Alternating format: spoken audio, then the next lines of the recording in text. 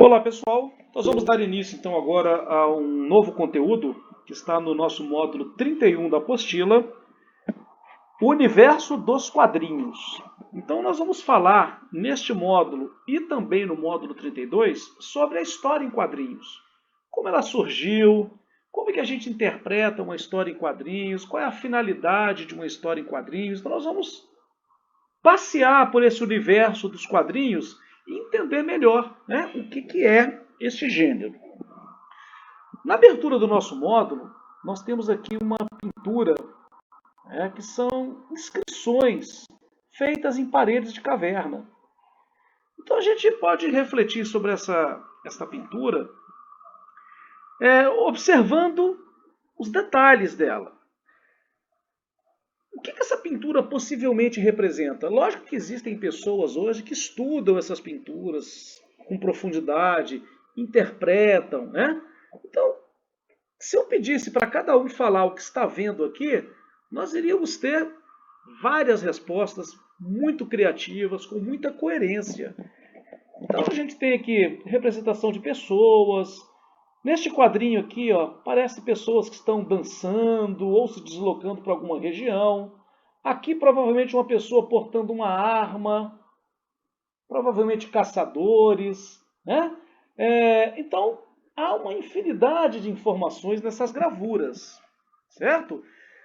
Lá nas aulas de história, você viu que os seres humanos, já na pré-história, utilizavam desenhos e pinturas para registrar suas vivências. Então, era uma maneira de perpetuar aquilo que eles faziam. Registravam, então, nas paredes das cavernas. A gente brinca dizendo que hoje a gente está voltando a esse tempo das cavernas, né? A gente pega, às vezes, o WhatsApp, tem pessoas que não escrevem mais. Coloca lá só um tanto de figurinha e dentro do contexto em que aquelas figurinhas são colocadas, você consegue realmente construir textos, ok? Vamos prosseguir e falar então agora da história em quadrinhos. Nós temos aqui em cima uma definição de história em quadrinhos. É uma narrativa ilustrada em sequência de quadrinhos com enredo e com personagens.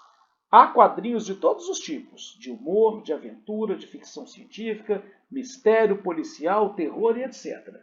Eu quero chamar a atenção para esse detalhe aqui, ó. Narrativa. Então, a história em quadrinhos é uma narrativa. E por ser uma narrativa, ela traz os elementos da narrativa. Então ela tem personagem, ela tem enredo, ela tem tempo, ela tem espaço. Então tudo aquilo que nós estudamos até agora sobre os elementos da narrativa, eles estarão presentes nas histórias em quadrinhos. Por quê? Porque a história em quadrinhos é uma narrativa, ok? Depois vocês leem aqui na página 35 esses quadrinhos que ele vai falar aqui um pouco do surgimento, lá do início. Então é mais uma curiosidade para vocês, certo? Vamos avançar então lá para a página 36 e vamos ver um pouquinho de teoria sobre as histórias em quadrinhos, também chamada de HQs. As histórias em quadrinhos são textos narrativos, já falamos, que combinam duas linguagens. Então, quais são as linguagens? A linguagem verbal e a linguagem visual, que é também chamada de linguagem não verbal. Então, quando eu pego uma revistinha, um gibi, como queiram chamar, e vejo lá histórias em quadrinhos, eu tenho desenhos, eu tenho gravuras, que é a nossa linguagem não verbal, é a linguagem visual, e tenho texto escrito nos balões, nas falas dos narradores, que é o nosso verbal. Então, há uma união entre o verbal e o não verbal. E os dois são importantes. Os dois vão me ajudar a compreender, a interpretar, a entender aquela história. Predomina a segunda, ou seja, a não verbal. Pode haver quadrinhos sem palavras, mas não sem desenhos. Então não existe uma história em quadrinhos a falta do desenho. Então, a linguagem não verbal ela é predominante nas histórias em quadrinhos. Tá? Então eu preciso daquelas gravuras. Eu posso abrir uma revistinha, por exemplo, da Turma da Mônica e encontrar uma história inteirinha só com figura, sem qualquer coisa escrita. E eu vou entender. É lógico que esse entendimento ele é muito facilitado pelo conhecimento que eu tenho, pelo conhecimento da vida das personagens, né? Então aquele contexto todo me ajuda a entender a história em quadrinho. Os elementos básicos da narração nas HQs são os mesmos que você vem estudando nos textos narrativos. O professor acabou de falar isso. Então, personagens, acontecimentos, ações, conflitos, tempo e espaço. Então, eu tenho nas HQs os elementos da narrativa. O leitor vê diretamente esses elementos nos desenhos. Às vezes é auxiliado por um narrador, geralmente em terceira pessoa. Pela convenção mais comum, a narração verbal, chamada legenda, é colocada em um retângulo no canto superior esquerdo do quadrinho. As falas das personagens são escritas em balões. Então, quando eu tenho alguma coisa que o narrador vai falar, explicar, é colocado um retângulo lá no cantinho superior esquerdo e ali aparece a fala desse narrador. As falas das personagens vêm dentro de balões. No próximo módulo, nós vamos estudar a estrutura desses balões. Qual balão que é de fala, qual que é o de grito, qual que é o de pensamento. Então existe toda uma estrutura para que a gente possa melhor compreender essa história. É muito importante observar, na sequência dos desenhos, a passagem de um quadro a outro. Ela marca a progressão do tempo e o intervalo entre dois quadros pode conter acontecimentos significativos implícitos que devem ser deduzidos pelo leitor. Deixa eu explicar melhor isso aqui para vocês. Vamos colocar aqui uma situação que nós estamos lendo uma historinha da Turma da Mônica. Aí a Mônica, em determinado quadrinho, ela fala assim, ó, vou tomar banho. No próximo quadrinho, já aparece a Mônica de roupa trocada, penteando os cabelos, passando perfume. O que está implícito que não foi mostrado no quadrinho? Ela tomando banho.